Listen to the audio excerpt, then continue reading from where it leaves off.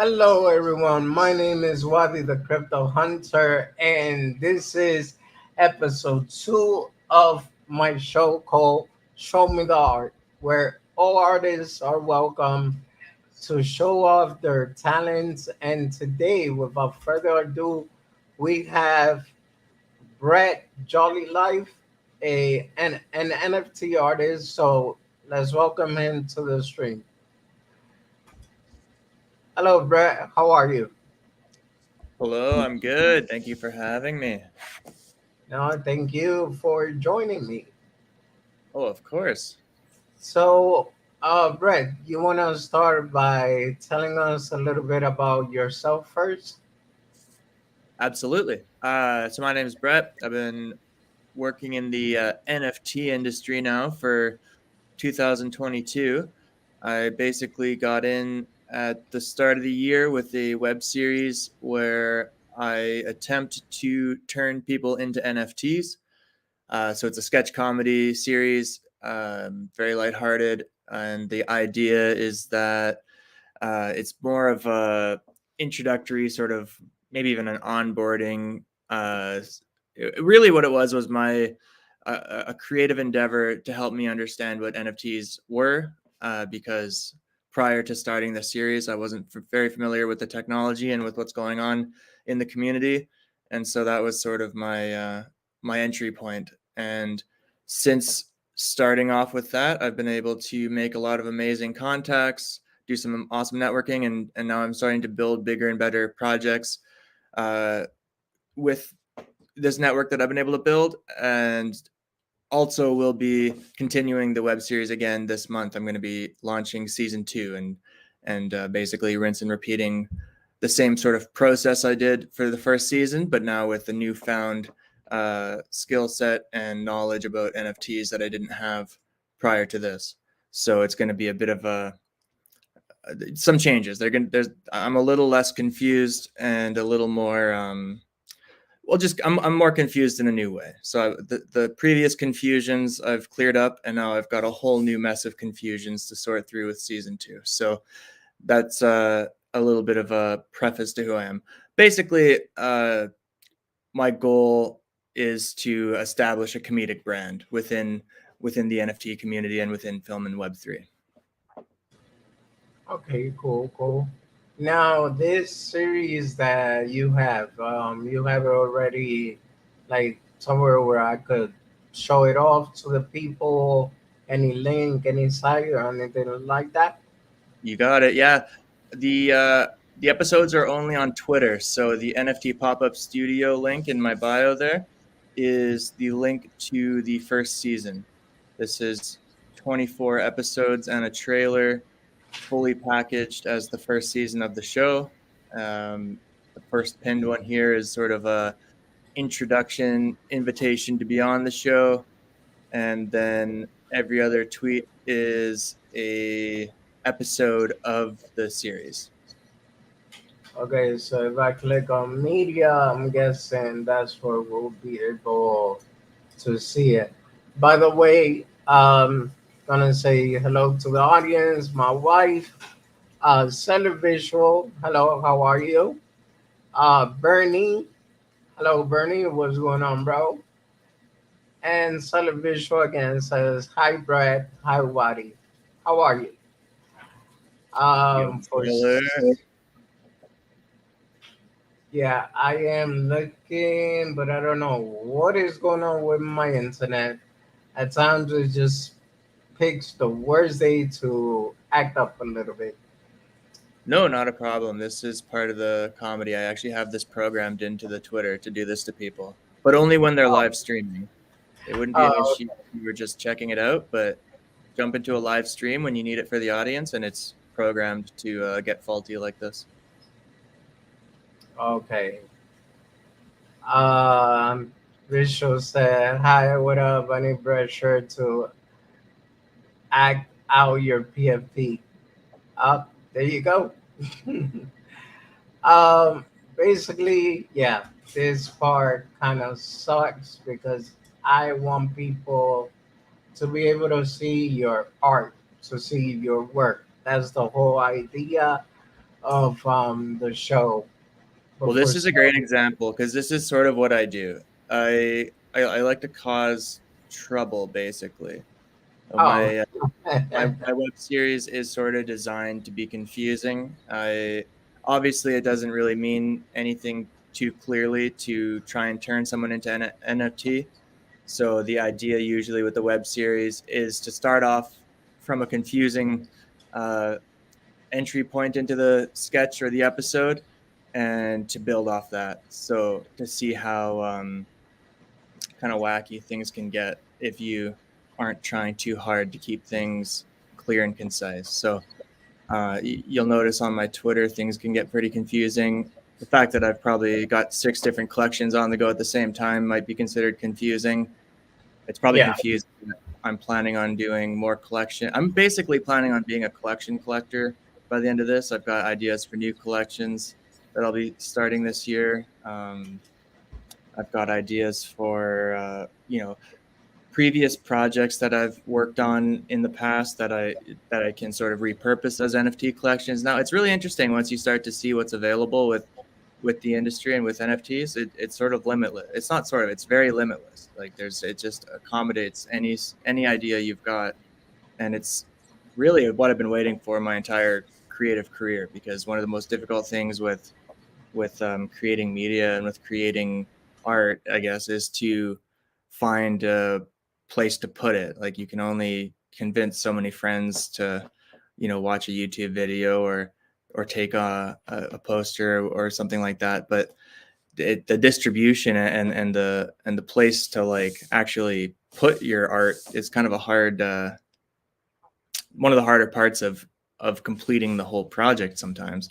It's finding that audience. So I think what I'm really liking about NFTs is that they really simplify that and make it very very kind of obvious where to put your art when you've completed something or even when you've got an idea. And so I am taking both kind of angles on it. Like I've got NFT collections that are like complete finished products that I've done in the past that I've now minted. And then I've got NFT collections that are like laying the foundation and just kind of getting something started, and I'm using them to facilitate ideas and grow ideas. So it's been really fun to kind of I've been very experimental, I guess, with NFTs. I'm definitely not coming at this professionally or with any sort of I I've seen different collections and different people who have really seem to got a handle on what they're doing, and it's very tight and very well packaged. And I guess I'm taking a very different approach. I'm kind of going with a very sort of new and hopefully kind of fun and chaotic approach to this that I think is a pretty good reflection of how the scene is as a whole right now. I've noticed that there's just a lot going on. It seems like more is happening every day, and there's just constantly something new.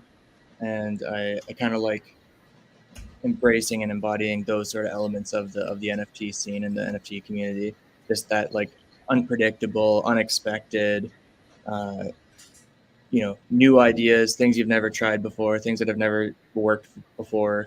Uh, you know, pushing pushing the limits, pushing the boundaries, all that kind of stuff. So that's uh, that's what I've been enjoying about it, and what I've been aiming to do, and what I think I'll be continuing to do for quite a while here is just pushing that envelope on what's possible, what's funny, and what's going to be entertaining at the end of the day in some way for someone.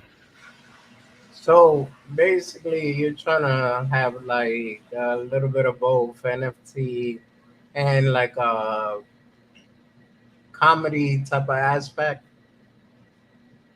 Yeah, I definitely am trying to figure out where comedy fits in the NFT scene.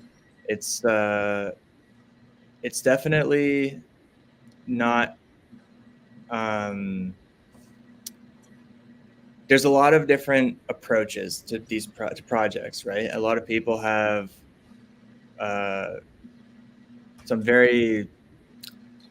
I mean, art can say a lot of things, right? Art is just a way to communicate your ideas on a bigger in a bigger way than with a sentence, I guess. Like art is a way to express something uh, bigger than yourself and sort of bigger than one cohesive thought or one monologue. Even it's like a way to put an idea out there and leave it up to someone else to interpret, I guess.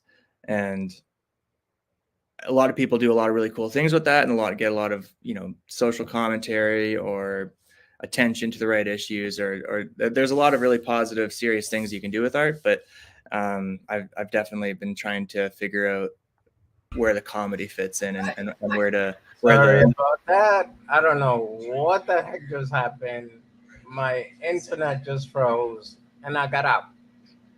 So, not a worry.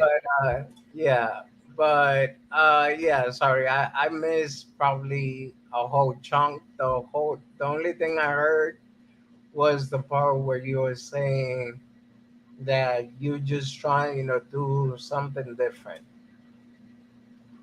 That's true. Yeah, I'm definitely trying. Well, I'm trying to figure out, yeah, where comedy fits in the NFT scene, Yeah. where the jokes land. I feel like you have to really understand something to be able to make fun of it. So I've been trying to kind of, I don't want to say research, because it's not research, man. I just sit around and talk to people on Twitter basically about their NFT projects. Or I've been going out of my way to try and meet a lot of people in person that have NFT projects. I've been going to meetups and lining up conversations with people. I definitely am inviting as many people as I can to get involved with this web series that I'm doing. And yeah, my greater goal is, yeah, to establish a comedic brand within the NFT community, and to figure out where and how to you know get some laughs going.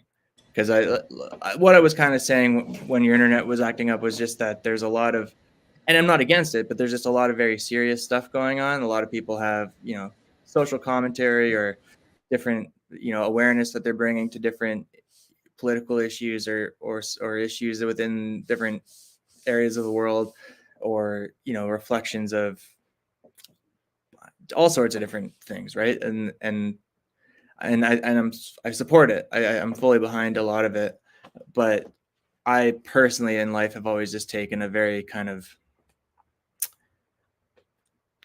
silly approach. Basically, I've definitely gone out of my way to always try and see that comedic silver lining in anything, and to figure out where and how to make a joke, and when to slide in with some sort of goofiness, or some sort, how to flip the perspective on things, really. Like I definitely, here's what it is. I'm just too intimidated to really say what I think or feel about anything. So I find it easier Okay. just to make a joke, it's like it's almost like a scapegoat, really, or not a scapegoat, like a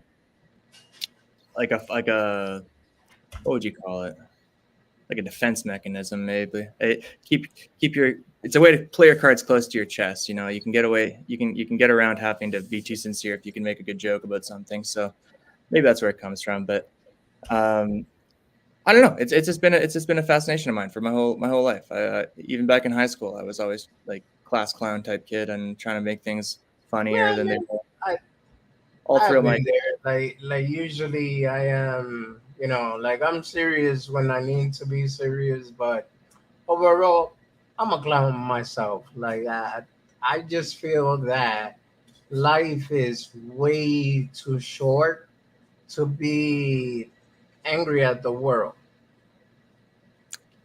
I agree. Yeah. Well, I mean, even a serious issue. I mean, it doesn't necessarily mean that a serious approach is going to be the most effective approach, right? Yeah, So there's there's a lot to be said about taking kind of a comedic approach to serious things, and maybe it's even just to, I don't know, it can provide relief, it can provide peace of mind, sometimes relax, that people can kind of take a when everyone's yeah, getting too serious about something, sometimes it's harder to find solutions, because you're so burdened and bogged down by all the how so how negative the consequences to something can be because of how serious it is, right? But a yeah. positive spin, or a comedic outlook on it can sometimes be that path you need to get to the other to some sort of solution or some kind of resolution or even just acceptance or something sort of it'll lead to something positive usually, right? Depending on your approach to comedy, I guess. But it's been my endeavor in life has always been to find those sort of to find those punchlines, I guess, to figure out where the jokes are and to figure out how to take something and make it less serious and make it more ex- Find just find more the fun out of any situation. That's what I'm ex- getting. yeah, Now, this this right here. This is, I'm guessing, yourself. that's me right there. Yeah, I got the sweater on right now. Yeah, no, I noticed that. I was looking at it. You got the sweater, got the beer, got the hat. It says right here, Brett. So now, how long does it take you for you to draw this? There, now I got the lights too. Oh, the hat. The hat's around here somewhere. I can get the whole package going here if you give me a second.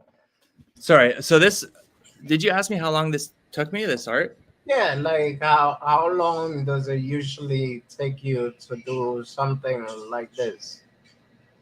That took me about like less than 2 seconds because What? all I did was kind of pitch the idea. All the work was done by someone else. There's an Okay. artist named Tatiana who's a co-founder of a project called Cravey Chunk, which is a really cool charity that's adopted NFTs and is using them to bring attention to themselves and also fund and facilitate some bigger and cooler stuff to do with solving world hunger and feeding everyone. And we partnered on this collection, which is a collaboration based off the NFT collection I put out for the season one NFT pop up studio. And then basically did nothing else, and she did all the work, and then I minted them. So for Wow. me, it was extremely minimal effort, and all the credit for all the work goes to Tatiana for sure. I actually invited because she's on the poster that you put out for the show, so I actually invited her to jump in on this conversation at some point if she's available. Yeah, actually send her the link that I sent to you and she'll be able to jump on here too. Oh, thank God. She probably will have more poignant things to say and make a lot more sense too. So it'll really save the episode. So don't worry about if things start going downhill or spiraling or I'm not making any sense because she'll be able to save this. No problem. All right, I got you. Um, yeah, so basically I thought, you were the artist behind the NFT work, but you're actually like the brains and somebody else does take care of the art. Yeah, it, I don't personally like doing anything by myself. I basically I I'm not the kind of person that has like a lot they want to say and then needs to create something that expresses all these really pent up strong feelings about anything. I'm definitely more of like a listener and an investigator and someone who is a lot more curious about what everyone else has to say. And I Oh, think that one of those interesting ways to learn about people and to figure out what people think and how they feel and stuff is to collaborate with them on projects and on different things, and to work with them on things. And so they, I can't think, yeah, every single one of my collections and every one I'll ever do will be a collaborative effort. There'll be nothing that is just me and me alone. It'll all be connected to someone or so connected to someone else or bring someone else into it in some way. So this was the introductory project. You know, you're looking at these NFTs. So these are all different guests that I had on the show. So you've got Mac, Ryan, Tico. Those are all guys from Vancouver that actually came out to the studio. And then in the bottom row, you've got Atlas. And then Adavan Church of Med in the middle there. He's actually from Vancouver. He came out to the studio too.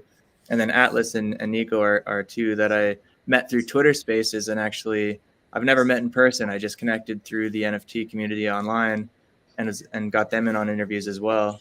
I'm sure if anyone's familiar with the NFT scene, they know Caden and Nico. Caden's probably one of Yeah, the hardest working I guys was out there. gonna say, actually, I've been speaking to them. He has an autistic son, correct? Yeah, that's Caden. That's Caden's handprint on the shirt in that picture there. Oh, nice, nice. Yeah, I'm actually trying to get him on the channel, but he it. I guess the time difference is a big issue, but one of We were these days I'll definitely, hopefully, he'll be able to join me. yeah, Um, yeah, that's why I recognized the name right away when it said Nico and Kaden. So, and the Nico all or Caden. these, yeah, all these people, they have been on your show. Yeah. So there's two collections actually. You can kind of see, or there's two parts to the same collection here, I guess I should say. So bottom right, you can see the two versions of Jordan. You've got the NFT that I created, which is the red smoke uh, with the red light on his. This one. That there is an example of my artwork. So this is my attempt at doing an NFT of Jordan. You can see that I've you know I think I've captured a lot of what makes Jordan Jordan within this image.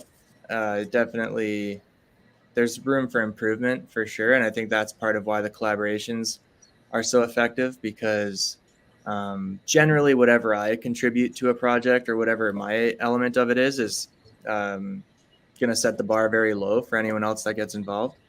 So I'm very Oh, easy to collaborate with that, in that regard because it doesn't really matter too much well you how good you are at things. I will generally make you look better than me.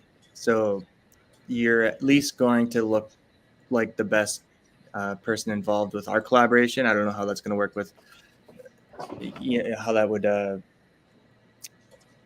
Yeah, I guess I don't know if that's. I don't know I don't know what to say about that. Like I guess there's. It's a different approach for sure. The goal is definitely yeah, no, I mean, I I, like I the idea of like holding the spotlight, idea you know? I like the idea because of putting lights on other people, and I like the idea of putting someone else in front of a camera or in front of a with a microphone in their hand or giving someone else the chance to be heard or to express themselves. And I personally, yeah, I guess I definitely like being like the backup guy, like the second person involved, like the oh here we got this is Stav. yeah, Stav indirect favors much. So Stav I Just collaborate with quite a bit. Stav's involved with a few of my collections. He actually is a good friend. He lives a few minutes away. We've worked together quite a bit in the film industry. Prior to me oh, getting into NFTs, I've really been trying to push Stav into the NFT community, but he's one of those guys that's just having a hard time accepting that it's real, I guess. I okay, think most of my friends think I'm insane now since I've spent so much time getting involved with NFTs and I no longer I guess I just don't make as much sense as I used to when I talk to them. All the words I'm using are now cryptic and confusing, and all the things I'm trying to explain about how you can own a JPEG aren't landing. But yeah, Stav, I'm really trying to push. Like you'll if we go through some of the other collections, you'll see some of the other stuff I've done trying to get him involved. He's actually the writer director of the Bigfoot movie that I'm working on as well. That's been sort of my biggest pursuit lately is trying to produce this feature film about Bigfoot and it's Stav that's like the main collaborator on that. He's the writer director, and I'm the producer. And together we've been to Harrison, BC, 3 times now, pulling all these strings, trying to get this movie together. And it's coming along really well. I'm very excited about the progress we've made, and I think that it's looking more and more realistic that we'll be going to camera here in the very near future.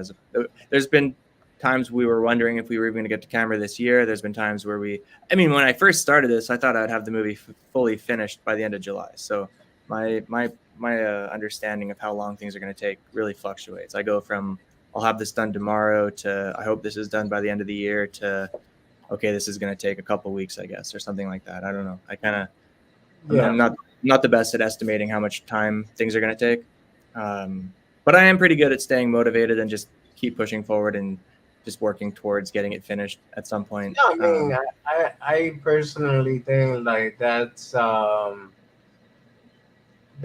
best part, of anything in life. Like if you still have the motivation and the ambition to make it happen, I feel like the desire, not even the ambition, the desire to make it happen. I feel like that's what makes our art great. But here, Seller Visual asked a question. Do you have a website so we can see your artwork? Then she said, "You're not alone. We are all hooked to NFTs. Wally Time, Eye Laser, and Great Bigfoot, Paranoia." Nice. Wendy sounds awesome. I definitely Yeah. want to check some of that out. And to answer Zeller's question, the only website that I personally am behind is catsflippingbirds.com, which is my band. And then I What is guess, yeah, I got the for social media, I'm just on Twitter, and then I've got the OpenSea as well. So those are sort of my three. If you want, yeah, I can show you the website. It's Yeah, I it's mean, if you want to share your screen, you are able to do it too, if you want to. I'm saying. Oh, but if you are on your phone, don't do it because it will boot you out. Yeah, I'm not going to take any risks. This is my first yeah, time using yeah. this program. Uh, oh, this is your first time using StreamYard. Yeah, this is my I first mean, time being interviewed on YouTube. This is my first time on this website. My first time talking to you. It's very nice to meet you, by the way, Wadi. I did likewise, watch your likewise. episode with Zeller, and I thought it was amazing. So I was excited to get on and chat with you as well. But Thank yeah, you, thank you. I'm nervous. I don't know if it's coming across, but I'm worried that I'm going to misrepresent something here. So No, no, no. I mean, it's all right. Everybody gets nervous, especially first time being on live stream or having an audience in general. Like when I was younger, oh my God, I used to turn into a total wreck show. Literally. Like, okay, so I already know I started a little bit because of my tremors and my condition, but when it came to talking publicly, it felt like my tremors would like overreact, go from level 5 to level 100. And it was stage fright, literally. Now, I have gotten used to speak on camera and basically just make the best of it. That's it. nice. Well, I'm definitely here to make the best of this interview. This is only episode 2. Hey, this is a new series that you're starting. Yeah, so basically the idea of show me your art is because I have joined a couple of spaces where it's either somebody saying, like basically like people don't give them the chance because they are small artists, or let's say an example, women in the space don't get enough respect, and at times they don't even get the chance to actually come on live stream either. So I want to do something different. I want to help everybody, even if it means by just giving them a platform where they could just come on and talk about the project, talk about the artwork, talk about what is it that they want to do with that artwork. And this is why I started this show. So I have my regular NFTs, which is like I said, the apes, the um whatever animal is on the list, but they have a whole bunch of NFT for it. And then I have my crypto channel where which is the same space, by the way, where I talk about cryptocurrency, technical analysis, a little bit of what is the market trying to do, where is it going, and this is basically the new show, which is just regular people that has good artwork skills, but is also trying to combine the Web3 with the artwork, with what they do in reality. Like, for example, one of my best friends that he knows me since I was like 11 years old. I've been telling him to get into NFT for a while because he is beyond talented. Like, one of these days, I'm gonna have him come on here. He has no idea about NFTs or cryptocurrency, pretty much, but I feel and I believe his artwork is something that he needs to show up to the world. So it's the same thing with you guys. Like, when I see, let's say, for example, visual seller, when she combined somebody's hero with the Mona Lisa, or well, no, somebody's hero, whether it's the Mona Lisa with somebody else, and I felt like, wow, that's unique art. Literally, that is unique. I never seen that before.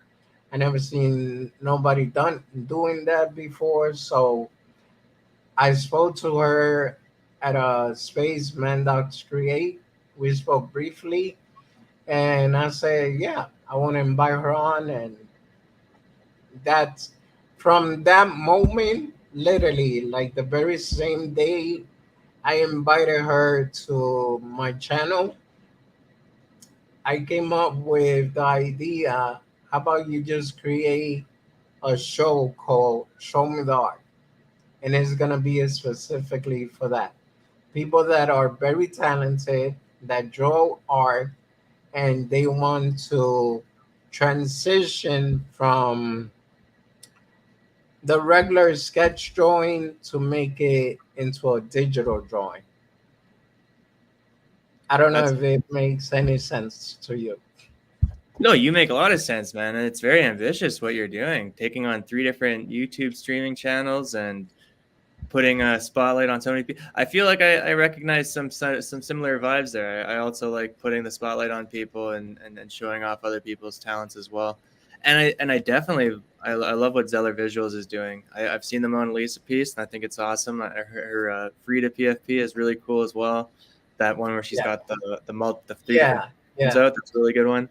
And I love her studio that she's working on, the where she's painting the walls and including everybody's PFPs and acting them out and getting it. I see a lot of parallels with kind of what I'm doing and what she's doing, where she's actually taking a physical location and a space and yeah, then interacting with it in a way that reflects how she's interacting with the Web3 community. And that's definitely what I've been doing with the studio as well, is trying to interact with a real world Web2 environment and mix it yeah, with what I'm doing with the Web3 virtual environment and trying to like blur those lines and kind of bridge the gap there, because it really isn't as separate as people think, right? Everyone seems to think that Web3 is this Ready Player One, you plug into your VR yeah. heads. Metaverse or virtual reality type of Yeah, thing. Yeah. exactly. Everyone's heads are By so the far. way, let me just say real quick, Racket, you're next, bro. Because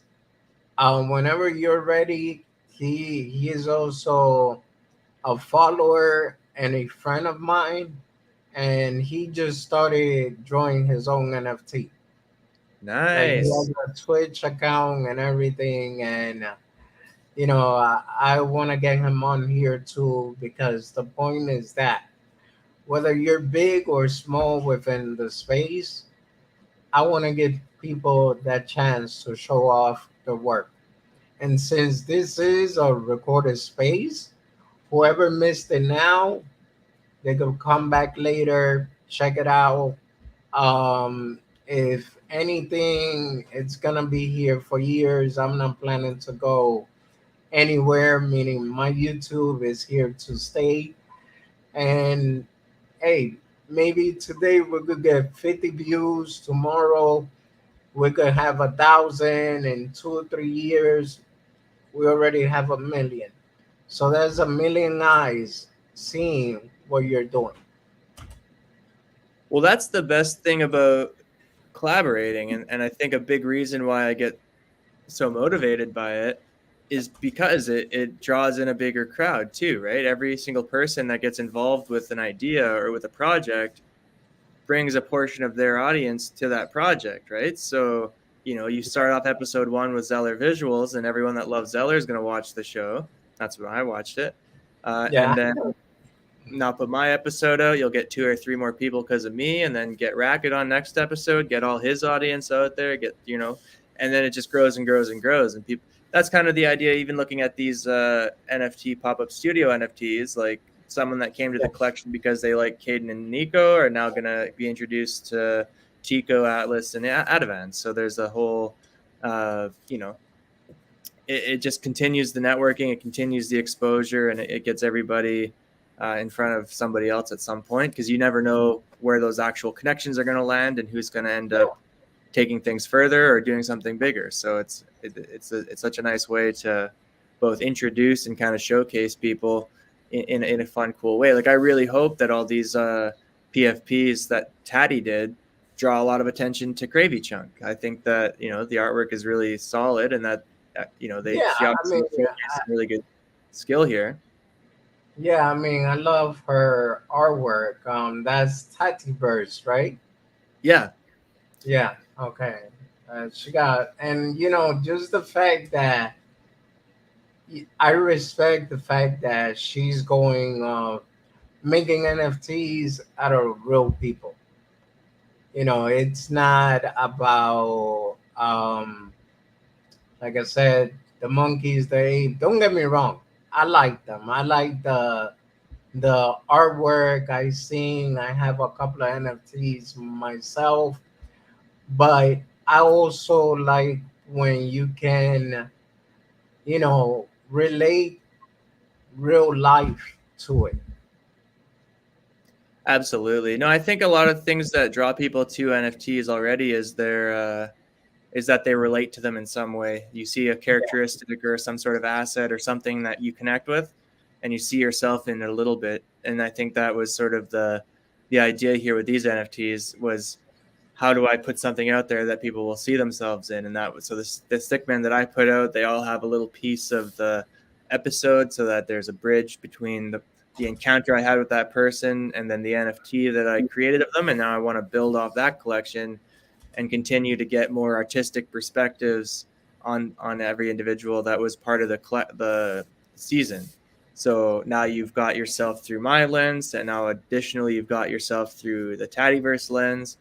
And as I go into another collaboration and release another, installment of the season one NFTs, then you'll be able to see yourself through another artist lens, and then it just will become this really, hopefully, very interesting and diverse and I mean, I don't, who knows what all it'll become. Like what I like too about collaborating and working with other people and working with artists, that you give a lot of creative freedom to, and allow them to really bring their self to the project, is then it becomes fun for me as well as just the audience, and as someone who appreciates the collection. I Yeah, think when you only do things by yourself and it's all just your own project, you can kind of get caught up in your ego or caught up in your self-consciousness, and wonder too much about how everyone else is going to feel about it. But when you're collaborating with people, it's the opposite, because you can maintain that excitement about the episode, and or whatever the piece is going to be, the project's going to be, because you're looking forward to whatever someone else is going to contribute to it as well. You're not just so totally bogged down by your own need to fulfill your own demand kind of thing. You actually have other people that are both helping carry the workload, but also contributing things that are going to surprise you and bring fun things the project that you wouldn't even have been able to think of or had any access to or any idea of how to incorporate. So there's such a interesting you get such an interesting outcome from collaborating. You have to kind of give up that, again, ego and that need to be in control of everything, Yeah. and it definitely is not something that, if you're a total perfectionist and need everything to be very specifically how you want it, I don't know that it's going to jive well with a collaboration. But if you're able to sort of let go of some of that and just allow the thing to develop into what it potentially can be, I think you'll be really surprise yourself with how big and how exciting things can get. I see that you've pulled up the header here. So this, Jonah's World. Have you come across Okay. Jonah in the space yet? No, I haven't come across them yet. They're awesome. So this is going to be season 2, episode 1. This is Jonah, and he is a 7-year-old artist with a disability that I can't pronounce, but it has to do with the marrow in his bones, and it's a bit of a setback for him. But thanks to his awesome parents, he's got this collection now that's helping fund a lot of the therapies that he needs. And it's also really exciting just to see the kind of cool artwork that he puts out. It's just the growth. Even he's got 2 collections out, I believe, and then a third one that they're developing. And even just the growth between those 3 is incredible. It started with a scribbles collection, then it developed into the alphabet, and now it's developing into this. I don't want to spoil too much here, but basically it's like an Angry Birds inspired piggy battle. Like, he's developing and building these whole levels of how to get the piggies out of these castles and stuff. It's a very, I'm telling you, it's his third edition, or his third collection, is really going to blow the other 2 out of the water. I'm pretty excited about it. I actually, while filming the episode, witnessed the creation of level 35 in the studio. So I'm pretty Oh, nice. excited to see So, the so the episode. basically, well, what I'm getting at everything so far, you're more like the film producer. Yeah, it's Okay. that's the jump I'm trying to make this year. So basically, I've always worked in film ever since I graduated. I went to film school for screenwriting, which I think gave me a bit of a uh, some narrative instincts, I guess. I have a bit of a, oh, there's Jonah completely covered in smoke. He let out so much smoke that he set off the fire alarm. It was really funny. And then this is, you just scrolled past it, but I can even show you here. So this is a Jonah original that I got. So this is an NFT, and also I have the original. They gave it to me as a gift, so I was very excited about that. Oh wow. And what was I saying just before that? Oh, so yeah, I went to film school and have a bit of a narrative instinct because of that. But oh man, I totally lost my train of thought. Really, what I have been able to do with this collection now is just use, this film production, film producer sort of hat that I'm trying to put on my head here to. Sorry, I'll rephrase that. So what I've been trying to do is jump out of my previous role in the film industry. So for the last 10 years, basically, I've just been doing logistics and cleanup and organization of film sets. Nothing creative, just all, debatably a bit creative, but mostly just very paperwork and sort of cleanup and process driven stuff that facilitates projects that I'm not very excited about. And so my goal this year, and the thing that I think NFTs really are going to open up for me, hopefully, is access to, putting on this film producer hat and really launching my own creative endeavors and getting my own some of my own stuff produced. This is the Bigfoot movie, basically, is my first attempt at a major film production, Yeah. using a lot of the connections and a lot of the different uh, just the NFT community really opens up a lot of doors. It's really wild how quickly and how fast you can meet people and get involved with things. Um, just at like after like a week really of being in the scene, after like the first person you meet, if they can't help you, they've got 5 people you can talk to, kind of thing. And so uh, with everything that I've been able to get out of the NFT scene just by doing the web series, now I'm trying to pool all those resources together and see if I can fund and and create and pull the assets and everything together to actually produce a feature film. And that's what this Bigfoot movie is going to be. So you'll see that sort of littered throughout my Twitter feed. Uh, and at the same time, this NFT pop up studio series is a sort of my going to be my through line of it all. Like this is the one that I can kind of keep going forever. Just Yeah. keep doing the seasons. It's kind of what you're doing, right? Every episode is going to just be me with someone else and just a kind of quick collaboration and see what comes out of it, and then use that as sort of my through line, and then build off that in as many fun and interesting ways as I can, and use it to put other projects out and to try and yeah, basically it all is just going to feed into the same brand. And that's kind of what I was saying when I originally got in the space, is that my big goal in Web3 here is to establish this brand basically. Yeah.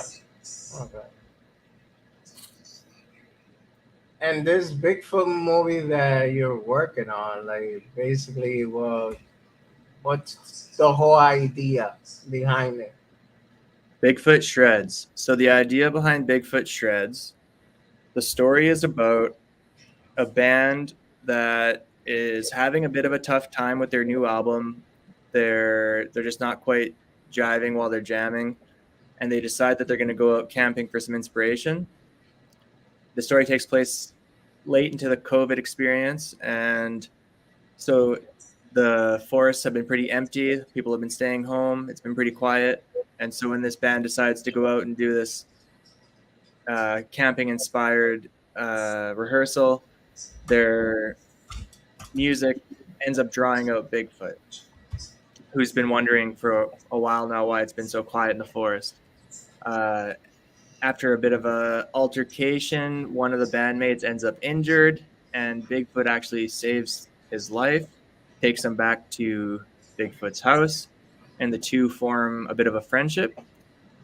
Over the course of this friendship, the a guy from the band decides that Bigfoot's actually a really cool, really chill creature, and that the world should not be so scared. And really, what needs to happen is that they should produce a concert to introduce Bigfoot to the world and also introduce how awesome he is. I guess the one thing I didn't mention is that while the band's there and while he's healing, he's teaching Bigfoot how to play guitar as well. That's one of the bonding experiences that they have.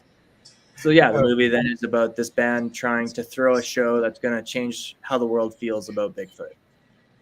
okay. Now, just curious, why Bigfoot? Why Bigfoot? Well, my first reason, I guess, is that there just isn't currently what I would consider a good Bigfoot movie. I feel like it's kind of untapped. All the Bigfoot movies are either Harry and the Hendersons or this Yeah. Monster in the Woods sort of Bigfoot's, you know, out to get you kind of thing. And I just don't think that I just think that there's room still for a better version of the story.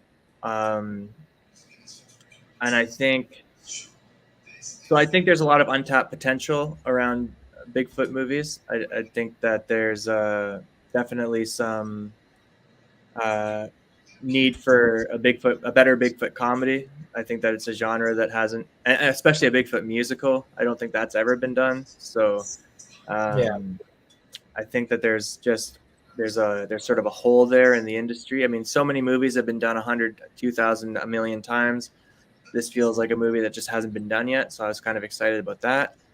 And then I also just feel like Bigfoot becomes a pretty good symbol for uh, a few of the different themes that we want to tackle. Like we want to tackle, uh, you know, truth and conspiracy and belief and what how people like perceive things and how they perceive reality and how they decide. Like, you know, people tend to have this idea of like deciding what's real and what's not without just kind of going off their gut. And I feel like Bigfoot is one of those kind of polarizing figures where half the world. I don't know about half and half, but you'll some people believe he's out there. A lot of people don't believe he's out there. So there's a lot to.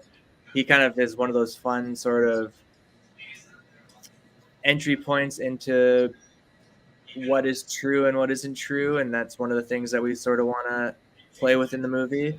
Also, Bigfoot's a very sort of isolated and misunderstood character, so there's a lot to sort of build on with the Bigfoot lore. There's not a lot of um, I mean, even after a couple weeks now of investigating all this stuff, there just isn't. No one's really got an idea of what Bigfoot's personality is like, or what Bigfoot thinks, or how he feels, or if it's a he or a she, or there's just all these questions around it, right? A lot of the Bigfoot Yeah, stuff yeah, is like sightings at best, um, and the stories are very similar. It's just I heard something, I saw something, I got scared, and I ran away. So there's just sort of there's a lot of untold stories there, a lot of untold potential for narrative, and I think that I just think that he's gonna make a comeback here in the pop culture. Yeah, I mean we're going through all these waves right now, right? We're kind of coming out of the superhero wave. I think people are kind of getting fed up with it. We're coming out of the zombie wave. I feel like it's been overdone. I think yeah, that westerns and country are kind of on the rise again. I feel like we're going to see a lot of country music and western movies kind of make a bit of a comeback. That seems like it's on the forefront. And I just think that Bigfoot's one of those kind of pop culture characters that's really due for a big comeback because he's yeah. been sort of brushed Um, under the carpet for too long. So when Wendy said that she will watch the movie Golden Valley, what's going on, bro? He says Bigfoot lives right up the road from me. Then Dimes, hello, sir, long time, says there needs to be a Bigfoot real horror where he rips people in half, rated M for mature. I was thinking about it earlier today. Legal, gotcha, bro. What's going on? I need real scary film. These remakes aren't cutting it. Well, I guess there goes that. these are, yeah, there's a demand. I mean, everyone seems to be looking for a spooky Bigfoot movie. We are going to have spooky elements for sure. The whole movie will be packaged like the original pitch for the movie was Blair Witch meets Bigfoot. So found footage, camera in the woods, uh, and Bigfoot as the looming threat. But then the twist on it was that we want to flip the script and make Bigfoot the victim. So we're thinking that Bigfoot gets his hands on the camera. Now we have, you know, everyone else becomes the antagonist and Bigfoot becomes the victim instead. So we were wondering how to go in that direction because really Bigfoot's just one character who Yeah, has been so hiding, I right? just want to He's say, not a threat. He's been hiding. So I think he's actually in the position to be more.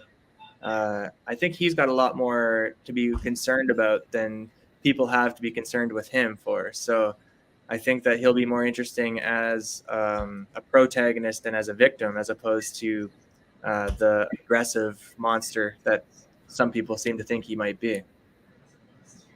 yeah, legal, bro, you are a freaking clown. But thanks, man. That just made me laugh. The My Nelson Park friend, here. which he is also a YouTuber, Legal Alien. Check him out if you haven't. He sends me, bro. It looks like you have devil horns, laughing out loud.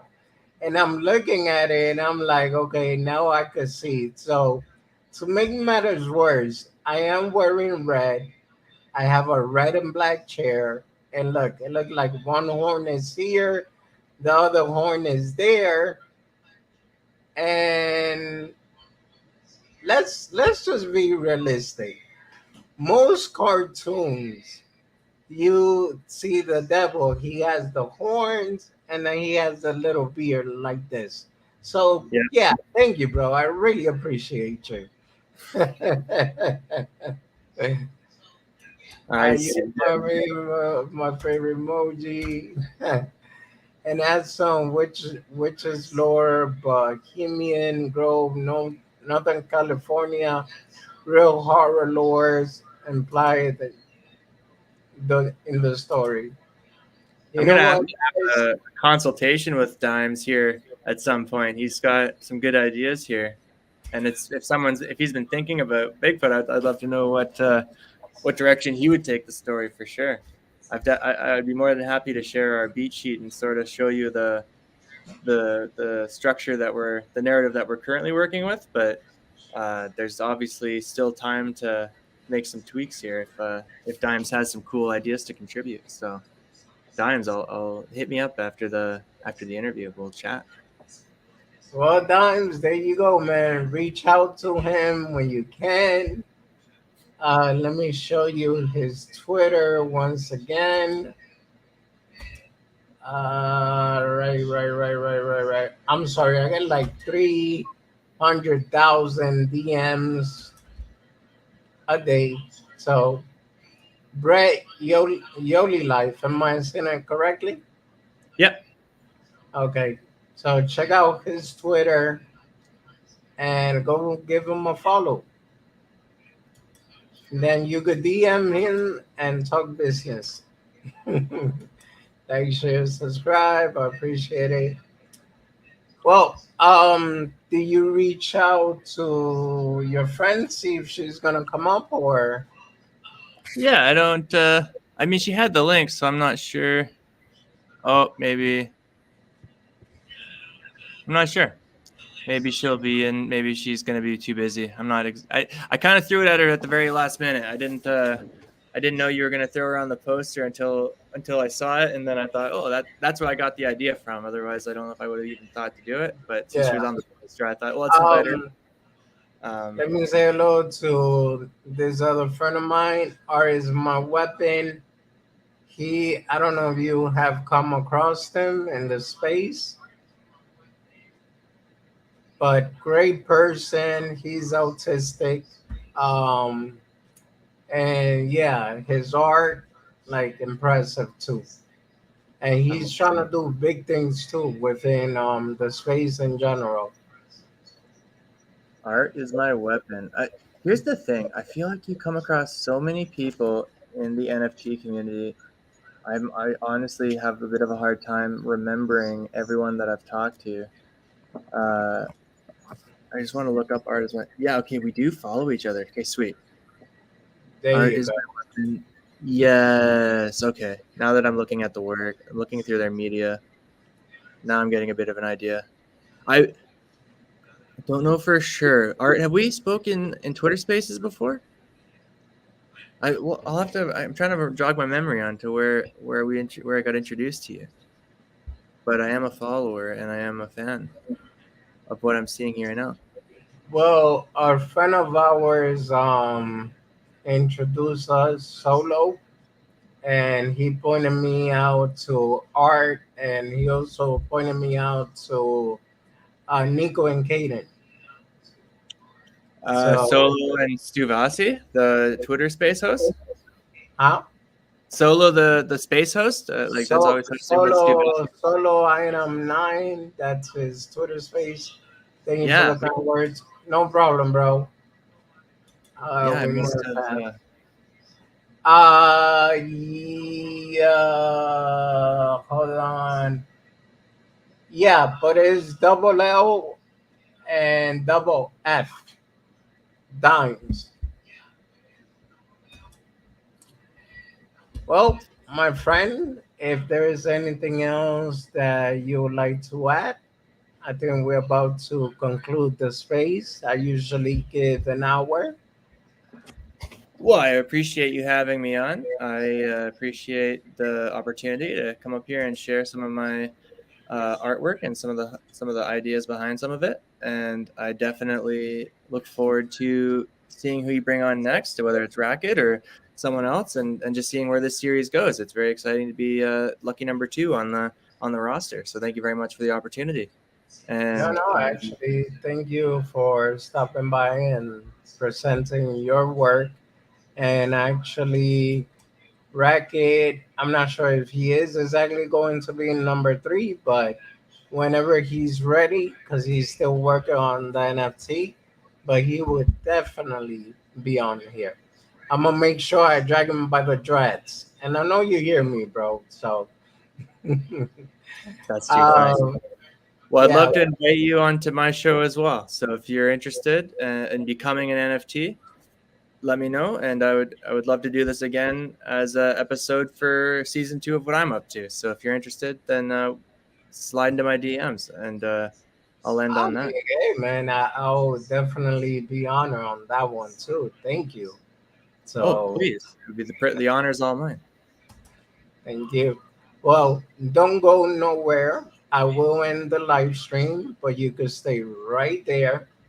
Let me just say thank you to the audience for being here.